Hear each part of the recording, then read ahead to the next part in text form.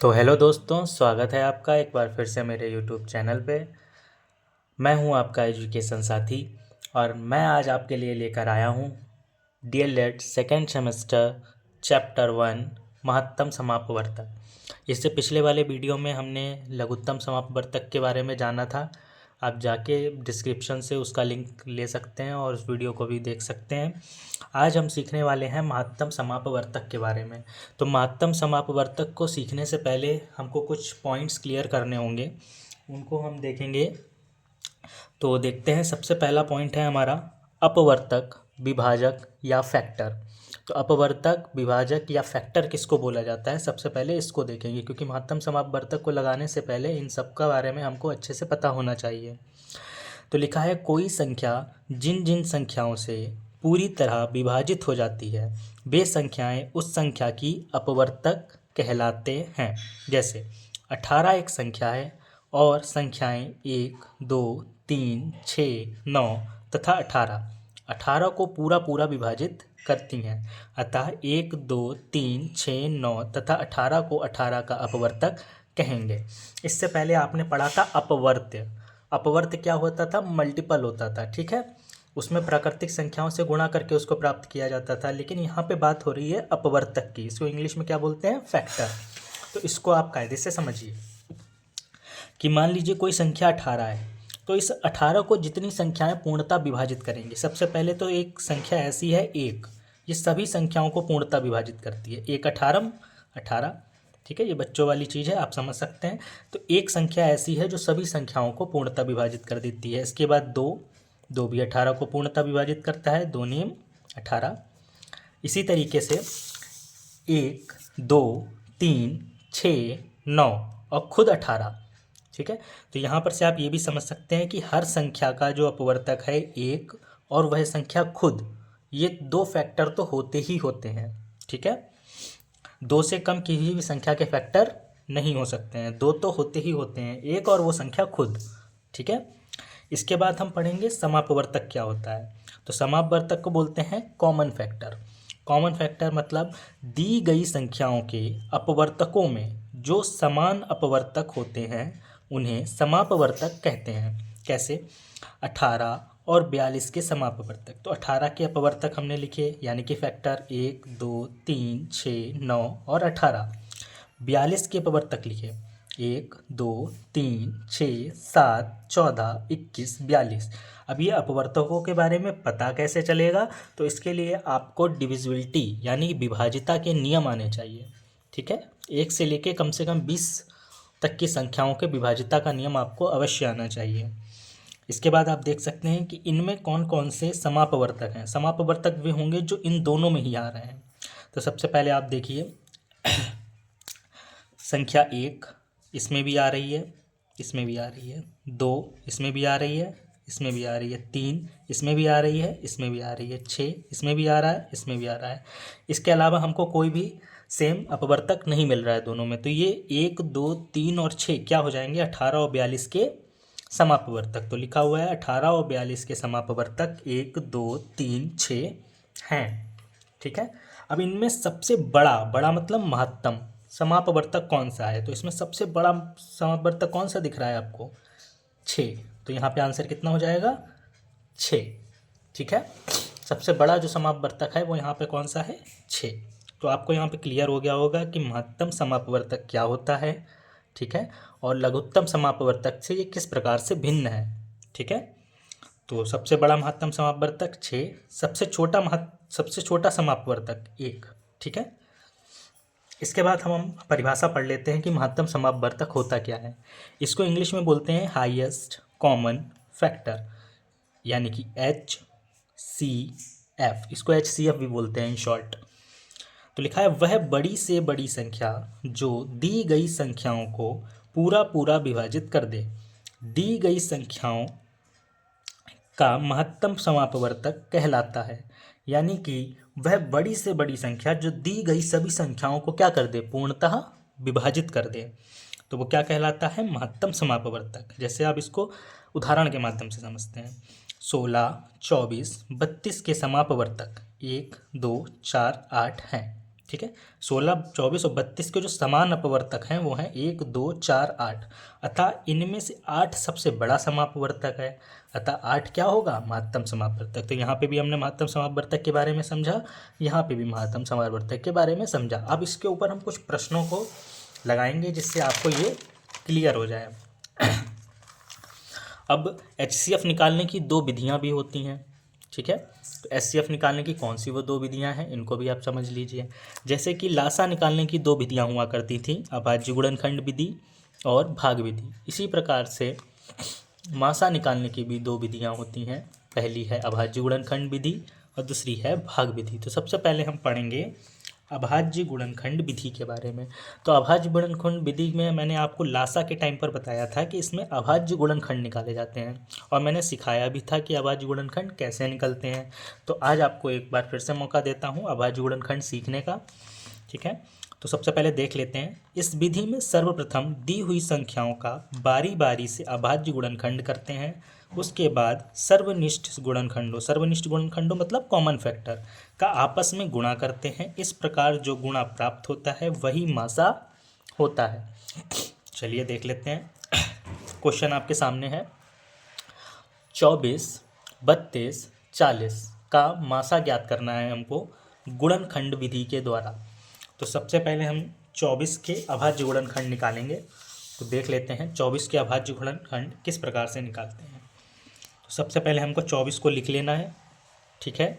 फिर 24 को छोटी से छोटी अभाज्य संख्या से भाग देना है। तो 2 से ये भाग हो रहा है, तो 2 एकम 2, 2 दूनी 4। 12 को भी 2 से भाग देना है, 2 छंग 12, 6 भी 2 से कट जाएगा तो 2 तियाँ 6। अब 3 को 3 से भाग देना है, 3 एकम 3।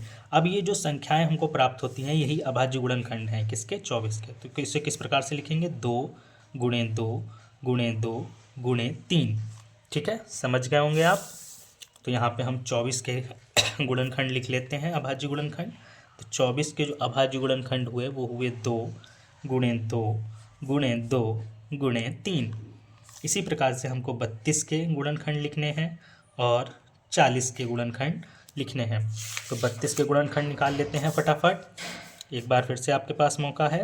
2 एकम 2, 2 छंग 12, 2 अट्ठे 16, 2 चौक 8, 2 दूनी 4 और 2 एकम 2। तो 32 के अभाज्य गुणनखंड क्या आए, 2 गुणे 2 गुणे 2 गुणे 2 गुणे 2, ठीक है, 5 बार 2।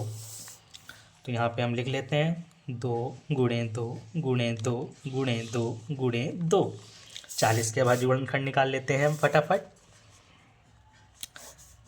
तो 2 दूनी 4, 0 का 0, 2 धाम 20, 2 पंजे 10 और 5 एकम 5। तो 40 के अभाज्य गुणनखंड क्या हुए, 2 गुणे 2 गुणे 2 गुणे 5, ठीक है। तो आप समझ गए होंगे किस प्रकार से अभाज्य गुणनखंड निकाले जाते हैं, ठीक। अब हम देखते हैं मासा किस प्रकार से निकालना है। तो यहाँ पे लिखा हुआ था कि बारी बारी से अभाज्य गुणनखंड करते हैं, उसके बाद सर्वनिष्ठ यानी जो कॉमन फैक्टर होते हैं उनका आपस में गुणा करते हैं। तो इसमें कॉमन फैक्टर ढूंढिए, ये क्या है, अपवर्तक है, ठीक है ना। अपवर्तक नहीं है, सॉरी, ये आपके अभाज्य गुणनखंड हैं। अभाज्य गुणनखंडों में अब हमको क्या ढूंढना है, कॉमन फैक्टर कौन कौन से हैं जो तीनों में ही हों। तो तीनों में देखिए, एक तो हमको ये ग्रुप मिला 2 का, ये 2 देखिए तीनों में ही है। इसके बाद देखिए एक ये ग्रुप मिला जो भी 2 तीनों में है। इसके बाद एक ये ग्रुप मिला जिसमें 2 तीनों में ही है। इसके बाद 3 यहाँ है लेकिन यहाँ नहीं है, 2 यहाँ है लेकिन इन दोनों में नहीं है, ये 5 यहाँ है लेकिन इन दोनों में नहीं है।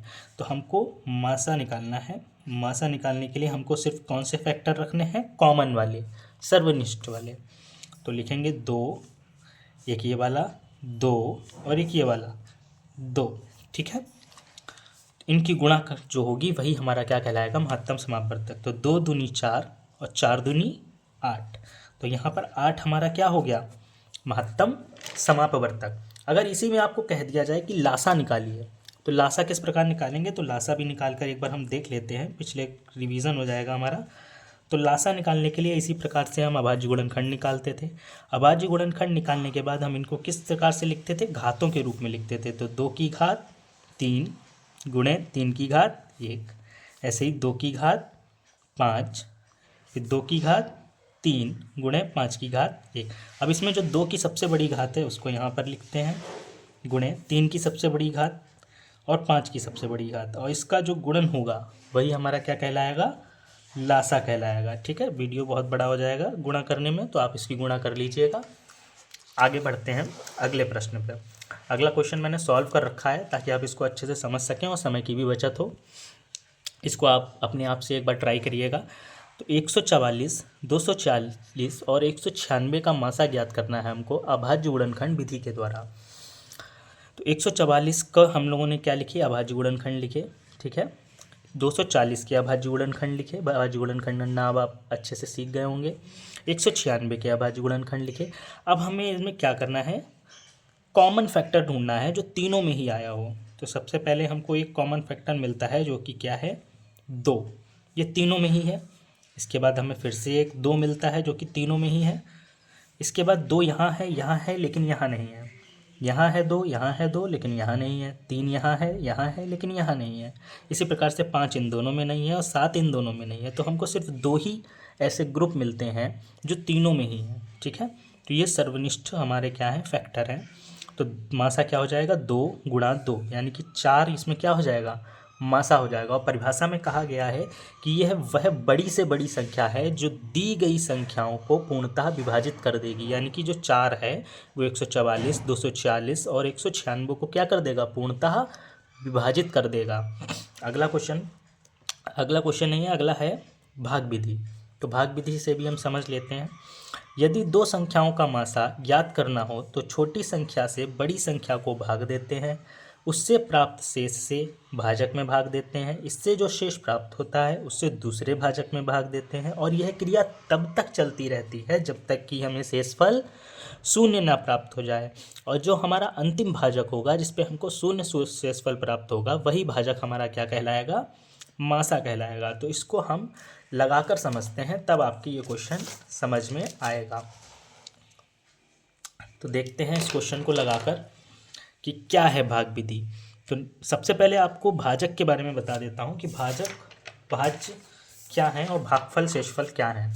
तो आप समझिए, जब हम किसी संख्या को भाग देते हैं तो यहाँ पर जिससे हम भाग देते हैं वो हमारा क्या कहलाता है, भाजक। जिस संख्या को भाग देते हैं वो क्या कहलाता है, हमारा भाज्य। और यहाँ पे जो हमको उत्तर प्राप्त होता है वो होता है हमारा भागफल। और यहाँ पे कुछ क्रियाएं होने के बाद जो हमको यहाँ पर प्राप्त होता है वो होता है शेषफल। ठीक है, तो यहाँ पे जो अंतिम भाजक होगा वही हमारा क्या होगा, मासा होगा, अंतिम भाजक। अब इस क्वेश्चन को लगाते हैं और समझते हैं। तो यहाँ पर हमको 923 तथा 949 का मासा ज्ञात करना है। तो 923 और 949 का मासा ज्ञात करने के लिए हम क्या करेंगे, सबसे पहले छोटी संख्या को बड़ी संख्या से भाग देंगे। तो हम यहाँ पे लिख लेते हैं 923, आराम से समझिएगा आप, समझ में आसानी से आ जाएगा। तो 923 को 949 से भाग देना है तो एक बार में ही चला जाएगा। 923 माइनस कर लेंगे, 9 में से 3 जाएगा तो कितना बचेगा, 6 बचेगा। 4 में से 2 जाएगा तो कितना बचेगा,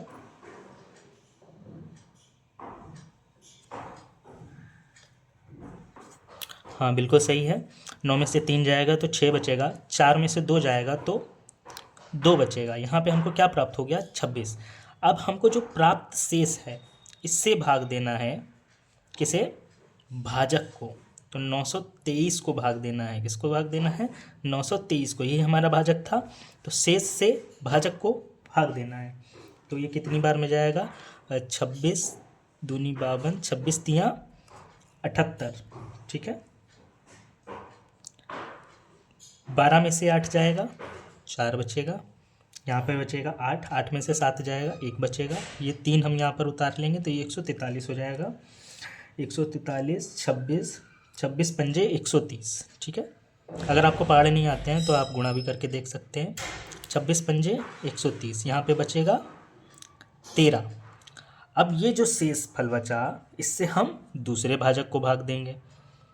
दूसरा भाजक हमारा क्या है, 26, ये वाला भाजक है ना 26, तो इसको यहाँ पे उतारेंगे। ये क्रिया तब तक चलती रहेगी जब तक हमको शून्य नहीं प्राप्त हो जाएगा। 13 दूनी 26, तो यहाँ पर हमको क्या प्राप्त हो गया, शेषफल शून्य प्राप्त हो गया। और जो हमारा अंतिम भाजक है वो क्या है, 13। तो जो हमारा अंतिम भाजक है वही हमारा क्या कहलाएगा, मासा कहलाएगा। तो मासा हमारा कितना हो गया, 13।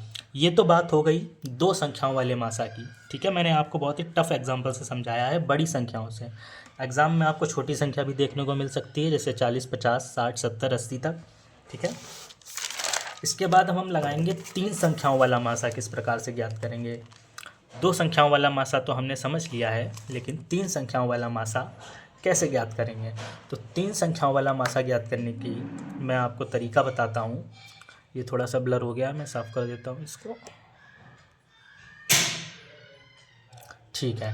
तो 168, 189 तथा 231 का मासा ज्ञात करना है। तो इसमें सबसे पहले आप दोनों छोटी संख्याओं को उठा लीजिए। जो सबसे छोटी दो संख्याएं हैं उनको उठा लीजिए। तो वो हैं 168 और 189, इनका मासा निकाल लीजिए।